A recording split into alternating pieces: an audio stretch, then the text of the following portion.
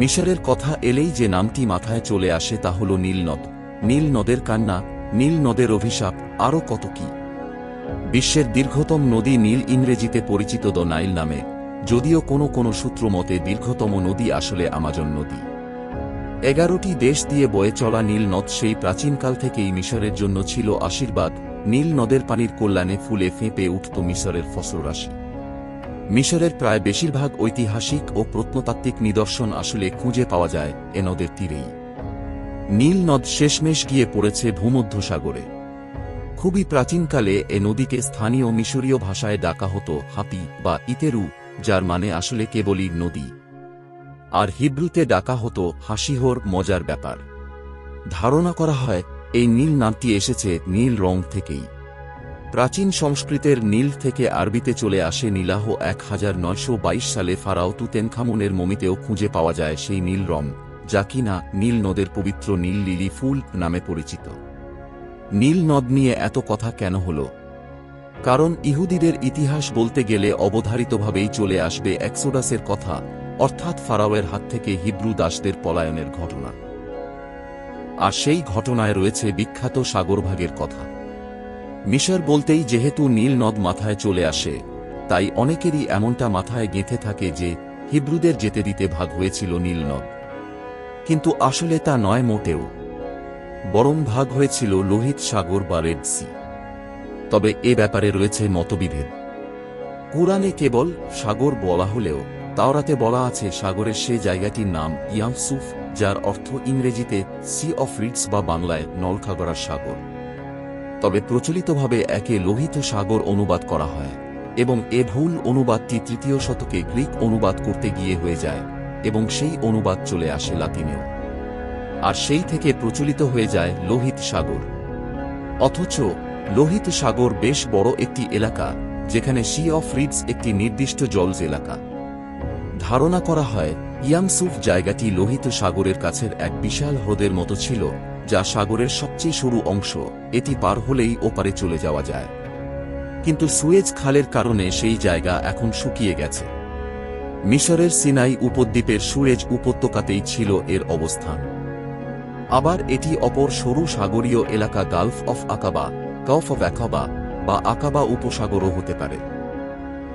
কেউ কেউ Tanis হ্রদকে lake of ট্যানেস সাগরভাগের জায়গা হিসেবে চিহ্নিত করেছেন।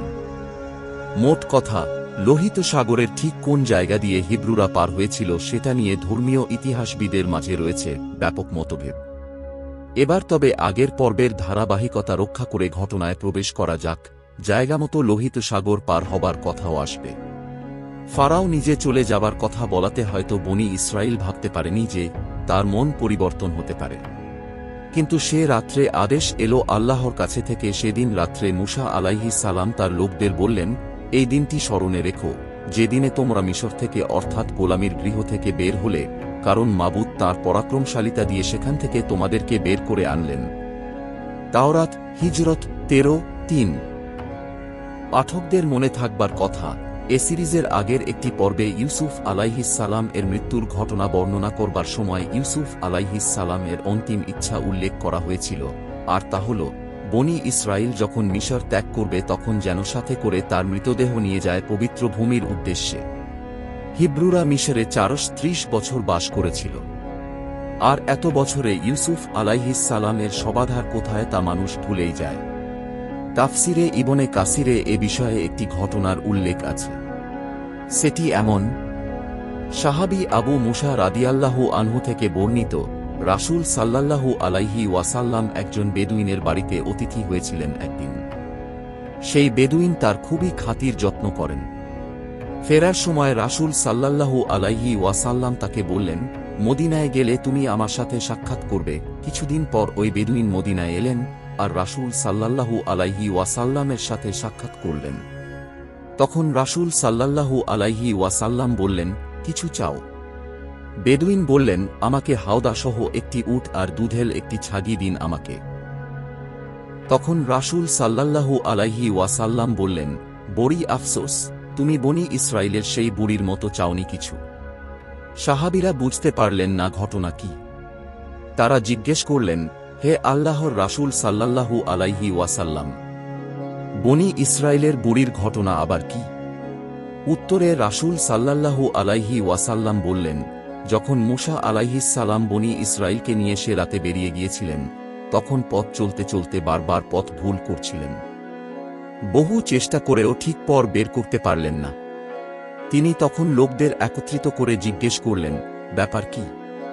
আমরা পথ ভুল করলাম কেন? তখন বনি ইসরায়েলের আলেমরা বললেন, ব্যাপার হল, হযরত ইউসুফ আলাইহিস সালাম মারা যাবার সময় অঙ্গীকার নিয়েছিলেন আমাদের কাছে, যখন আমরা মিশর থেকে চলে যাব, তখন যেন তার শবাধারটিও এখান থেকে আমরা নিয়ে যাই। মূসা আলাইহিস সালাম তাদের জিজ্ঞেস করলেন, তোমরা কি জানো যে হযরত ইউসুফ আলাইহিস সালাম এর কবর কোথায়? সবাই উত্তরে বলল, আমরা কেউ এটা জানি না, আমাদের মাঝে কেবল এক বুড়ি জানে। হযরত মূসা আলাইহিস সালাম লোক মারফত বুড়িকে ডেকে পাঠালেন। তিনি যেন তাকে দেখিয়ে দেন হযরত ইউসুফ আলাইহিস সালাম এর কবর কোথায় আছে।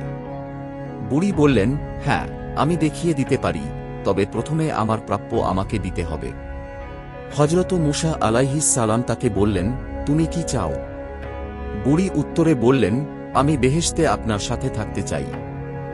মূসা আলাইহিস সালামের কাছে এটা খুবই গুরুতর চাওয়া মনে হল, কিন্তু সাথে সাথেই আল্লাহ ওহী নাজিল করলেন, হে মূসা, তুমি ওই বুড়ির শর্ত মেনে নাও। মূসা আলাইহিস সালাম মেনে নিলেন শর্ত। বুড়ি মূসা আলাইহিস সালামকে একটি বিলের কাছে নিয়ে গেল, যার পানির রং পরিবর্তিত হয়ে গিয়েছিল। বুড়ি বললেন, এই পানি উঠিয়ে ফেলার নির্দেশ দিন। তার কথা মতো বিলের পানি বের করে দেয়া হলে মাটি দেখা গেল। বুড়ি তখন বললেন, এ জায়গাটা খুঁড়তে বলুন। মাটি খনন করলে পরে কবরটি প্রকাশ হয়ে পড়ল। তখন মূসা আলাইহিস সালাম হযরত ইউসুফ আলাইহিস সালাম এর শবাধারটি সঙ্গে নিয়ে নিলেন। এরপর তিনি আবার পথ চলা শুরু করলেন। এবার রাস্তা পরিষ্কার চেনা গেল। তিনি সঠিক পথ পেয়ে গেলেন। অবশ্য এ ঘটনাটি দুর্বল। ইবনে কাসিরের মতে এটি রাসূল সাল্লাল্লাহু আলাইহি ওয়াসাল্লাম এর মুখের কথা নয়। তবে বলা হয়েছে, আল্লাহ সে রাতে তাড়াতাড়ি বেরিয়ে পড়ার আদেশ দিলে বনি ইসরায়েলিরা মিশরীয়দের কাছ থেকে বহু অলংকার নিয়ে আসে এবং চাঁদ ওঠার সময় চুপচাপ মিশর থেকে প্রস্থান করে। আর তখনই বৃদ্ধার ঘটনা ঘটে। সে রাতে চন্দ্রগ্রহণ হয়েছিল। কথিত আছে, হযরত মূসা আলাইহিস সালাম নিজ হাতে শবাধারটি উঠিয়েছিলেন।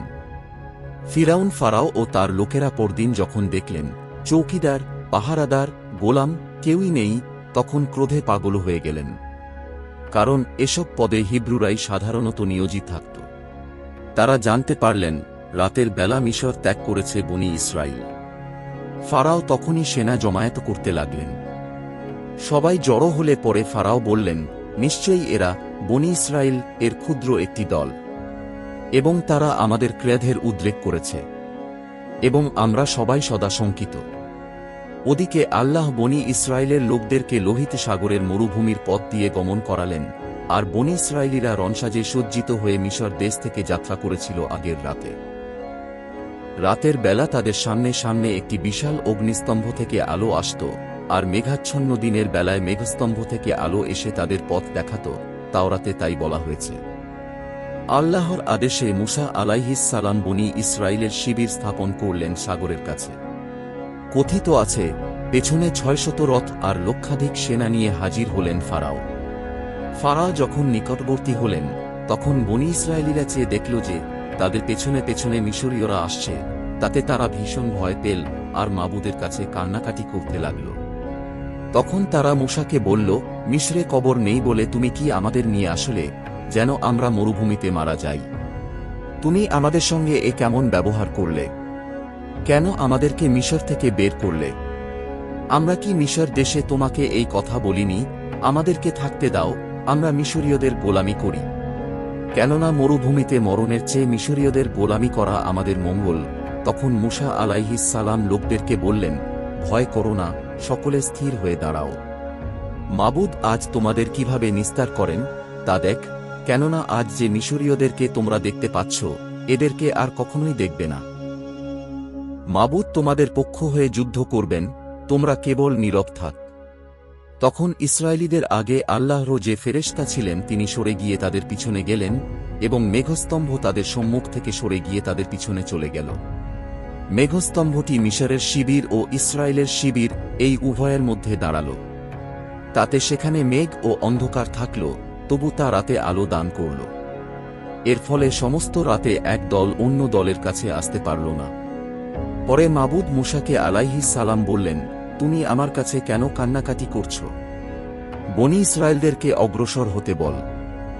আর তুমি তোমার লাঠি তুলে সমুদ্রের উপরে হাত বাড়িয়ে দাও, সমুদ্রকে দুভাগ কর, তাতে বনী ইসরায়েলেরা শুকনো পথে সমুদ্রের মধ্যে প্রবেশ করবে। অনেকের ধারণা সমুদ্র 7 ভাগে কিংবা 12 ভাগে ভাগ হয়েছিল, আসলে কেবল একটি রাস্তা হয়েছিল সমুদ্রে।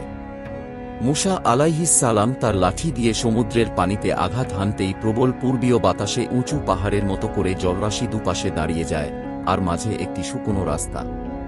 তাওরাত অনুযায়ী পরে মিশরীয়রা, ফেরাউনের সমস্ত ঘোড়া ও রথ এবং ঘোড়সওয়াররা ধাবমান হয়ে তাদের পিছনে পিছনে সমুদ্রের মধ্যে প্রবেশ করল।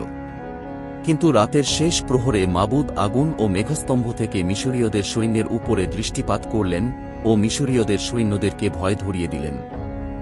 আর তিনি তাদের রথের চাকাগুলো প্রতিবন্ধকতা সৃষ্টি করলেন, তাতে তারা অতি কষ্টে রথ চালাতে লাগল। তখন মিশরীয়রা বলল, চল আমরা ইসরায়েলের সম্মুখ থেকে পালিয়ে যাই, কেননা তাদের প্রভু তাদের পক্ষ হয়ে মিশরীয়দের বিপক্ষে যুদ্ধ করছেন।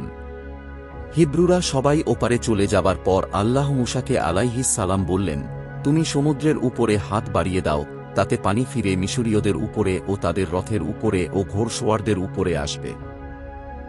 তখন মূসা আলাইহিস সালাম সমুদ্রের উপরে হাত বাড়িয়ে দিলেন, আর সকাল হতে না হতে সমুদ্র পুনরায় সমান হয়ে গেল, পানি ফিরে এলো ও ফারাওয়ের রথ ও ঘোড়সওয়ারদেরকে গ্রাস করল। তাতে ফেরাউনের যে সমস্ত সৈন্য তাদের পিছনে সমুদ্রে নেমেছিল তাদের একজনও অবশিষ্ট রইল না। কিন্তু ফারাওয়ের কি হল শেষমেশ? বহুল প্রচলিত দ্বিতীয় রামেসিসের মমি কি এই এক্সোডাসের ফারাওয়ের? আর লোহিত সাগর পাড়ি দেবার পর কি হয়েছিল বনী ইসরায়েলের আসছে আগামী পর্বে।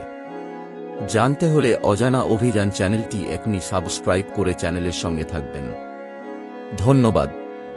আসসালামু আলাইকুম ওয়া রাহমাতুল্লাহি ওয়া বারাকাতুহু।